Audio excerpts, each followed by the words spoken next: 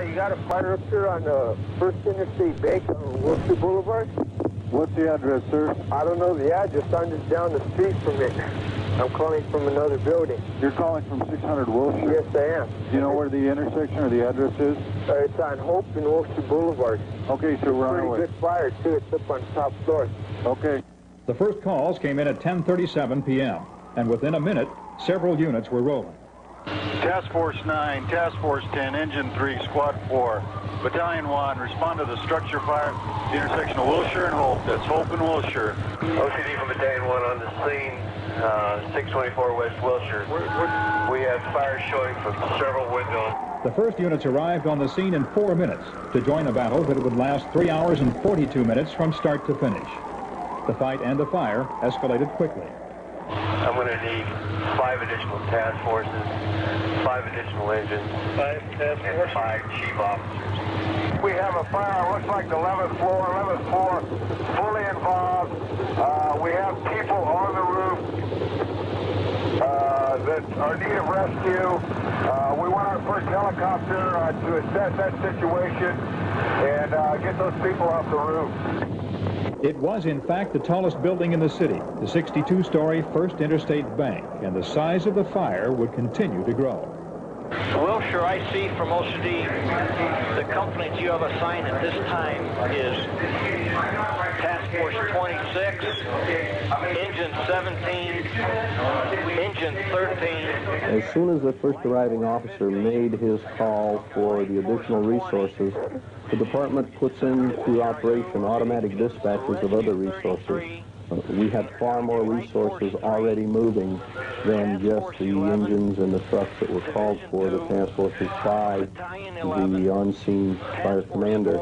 I think all of the senses tune up. I think that people, the adrenaline starts to flow. We react in emergencies, and we react better in emergencies. And one like this, everything just comes into play and starts to flow, and people just really get into doing those types of things that they're trained to do.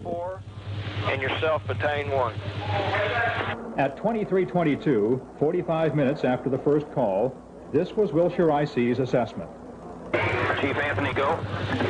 It looks like it's on the 12th and 13th floors, fairly well involved.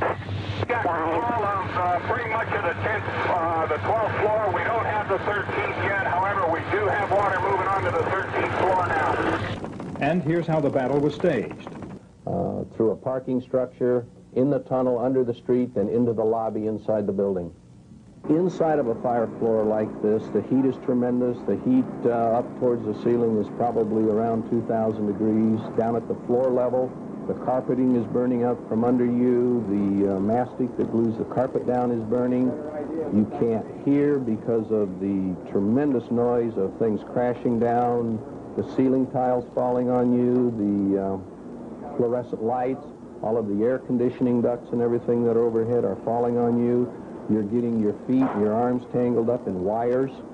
You can't see usually very far. It's basically by feel. The heat is tremendous even down at floor level. If an individual in that environment would say stand up, and they would probably be severely burned, and if they didn't have a breathing apparatus on, 1 or 2 breaths at the smoke at that level or the heat is probably in excess of 700 degrees, and about 2 breaths. Some got out on their own after frightening experiences. We cannot see the stairs, exit from the smoke. Where are you at? What floor? 12th floor. Where did you go? Down the stairs. Thank God. I found the stairs, and we go down the stairs. 8 people were taken from the roof by both police and fire helicopters. 1 man was killed, trapped in an elevator. And it happens in these buildings. With the fire out, in fact within just 30 minutes after the fire started, First Interstate's emergency operations plan was underway here at the Garland Operations Center, 7 blocks away from the tower. The center was fully operational before the fire was extinguished. First priority was to assure the safety and protection of people and property. The second was to stay in business with as little disruption as possible. A major concern was how to continue the millions of dollars a day in currency and securities trading that had been done on the 12th floor. The solution was to fly key employees to trading desks in London, Tokyo, New York, and San Francisco. Then, how to protect the billions of bytes of computer data that are the traders' daily grist. The solution, activate a mainframe backup system. We input all of our trading information into a center in Minneapolis, in fact, and at 4 o'clock the morning of the fire, we were able to retrieve all of that information.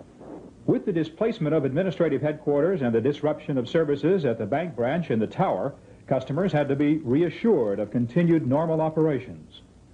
They did this with letters to individual customers of the retail branch bank and with phone calls to wholesale, corporate, and trading customers. By Monday, 96 hours after the fire, a temporary branch was opened downtown, a half block from the tower branch.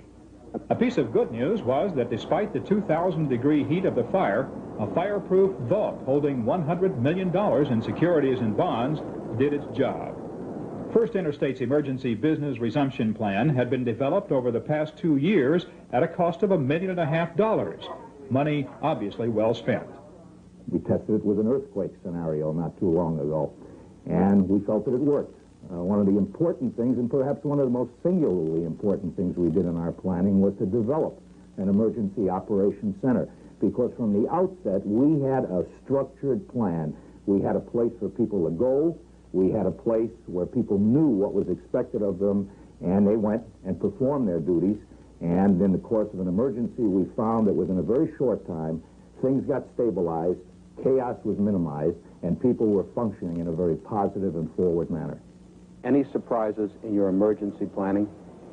One of the things that I guess surprised us more than anything else is that we actually had the phone numbers and the locations of all of the key people that we needed to assemble. And what surprised us is that we were able to get those people and get them assembled in a couple of hours. So the surprise was almost how flawlessly getting the people together worked, and that was the critical element, getting them together and getting them together right away.